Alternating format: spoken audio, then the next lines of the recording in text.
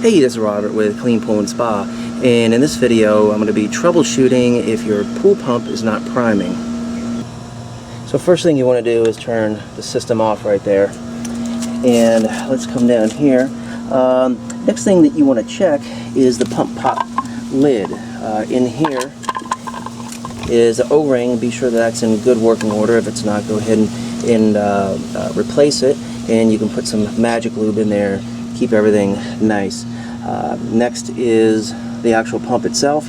Be sure that this surface area is clean and free from sand and debris. Then your strainer basket, be sure that's cleaned out, and every time that you take this out to empty it, go ahead and inspect it. If there's any cracks, replace it. These are probably maybe around $10 to $20 depending upon your system. Next is the pump housing in here. Be sure that it's free of debris. Also in this area in here is the impeller. You can stick your finger down in here, or you can use a screwdriver. Stick that down in there. Be sure that the impeller is free and it's rotating. This can also help get any debris out of there. Now on this particular system, which I really like, I have these collars right here.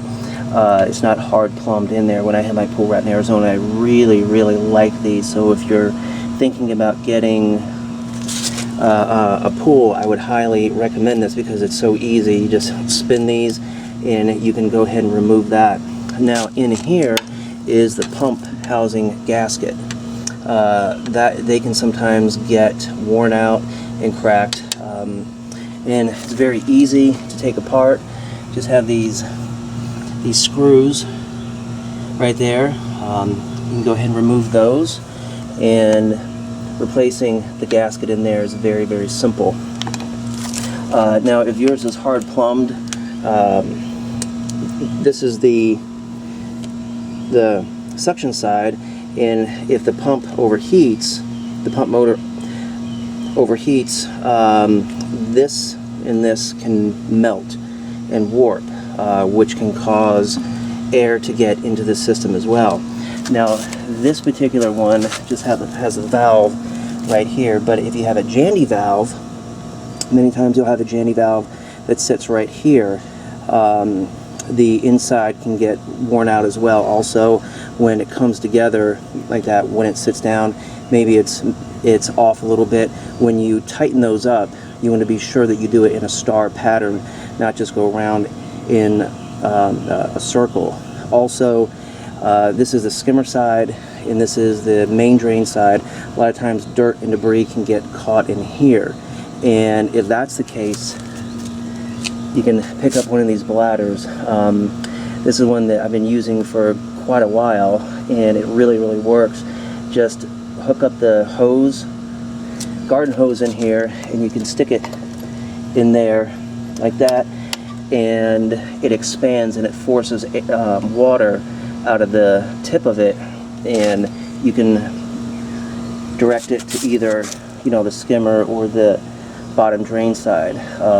Loosens up the debris on there. Also, what you can do is you can take your Jandy valve out and stick this in here like that or like that, and it'll knock any debris that's caught in these 90s, or if it's down lower in there, the bladder will help. You can also just go in here with your finger and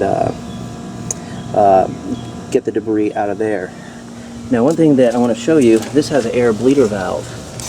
This is a cartridge filter, and right under here, right there, is an O-ring, and sometimes those can go bad as well. If your O-ring is bad, it can let air into the system, so be sure that that's in good working order.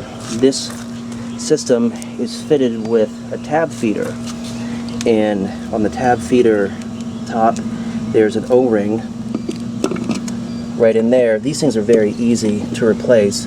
Just go ahead and take that screw off right there, and this middle piece just pops out. Put the O-ring in there, put some Magic Lube on there, and you're good to go. Also be sure that the threads are clean, and this top is clean as well.